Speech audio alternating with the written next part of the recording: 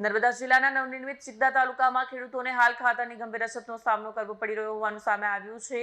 તાલુકાની મોટાભાગની વસ્તી ખેતી પર નિર્ભર હોવાથી ખેડૂતોને સમયસર ખાતર ન મળતા ખેતી કાર્યો પ્રભાવિત થવાની ભીતિ સેવાઈ। નર્મદા જિલ્લાના નવનિર્મિત ચિકદા તાલુકામાં ખેડૂતોને હાલ ખાતરની ગંભીર અછતનો સામનો કરવો પડી રહ્યો હોવાનું સામે આવે છે। તાલુકાની મોટાભાગની વસ્તી ખેતી પર નિર્ભર હોવાથી ખેડૂતોને સમયસર ખાતર ન મળતા ખેતી કાર્યો પ્રભાવિત થવાની ભીતિ સેવાઈ રહી છે। આ મુદ્દે આમ આદમી પાર્ટીના આગેવાનો, તાલુકા પ્રમુખ રમેશભાઈ તથા જિલ્લા પંચાયત સભ્ય સહિતની ટીમ દ્વારા સરકાર સમક્ષ ચિકદા ખાતે કાયમી ખાતર ડેપો સ્થાપવાની માંગ ઉઠાવવામાં આવી છે। પાર્ટીના નેતા દેવેન્દ્ર વસાવાએ જણાવ્યું કે ચિકદા તાલુકામાં આશરે 99% લોકો ખેતી સાથે સંકળાયેલા છે, છતાં ખેડૂતોને ખાતર મેળવવા માટે અન્ય વિસ્તારોમાં જવું પડે છે, જે અત્યંત દુઃખદ અને ચિંતાજનક બાબત છે। આમ આદમી પાર્ટીએ સરકારને ખેડૂતોની સમસ્યાઓને ગંભીરતાથી લઈને તાત્કાલિક ઉકેલ લાવવા માટે અપીલ કરી છે। ખેડૂતો પણ હવે સમયસર ખાતરની ઉપલબ્ધતા અંગે સરકાર તરફ મીટ માંડીને બેઠા છે।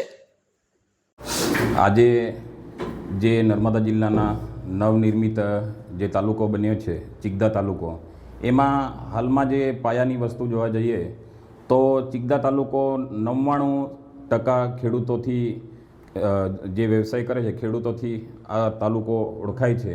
અને એમાં હાલમાં જો જોવા જઈએ તો નવો તાલુકો છે અને ખાતર અત્યારે મળતું નથી। એના માટે અમારા ચિકદા તાલુકાના પ્રમુખ છે રમેશભાઈ, સાથે જિલ્લા પંચાયતના સભ્ય છે ગેમલભાઈ, છનાભાઈ અમારા તાલુકા પંચાયતના સભ્ય છે સુમિતભાઈ છે, અને આમ આદમીની પૂરી ટીમ અમે એવી માંગ કરી છે સરકાર પાસે।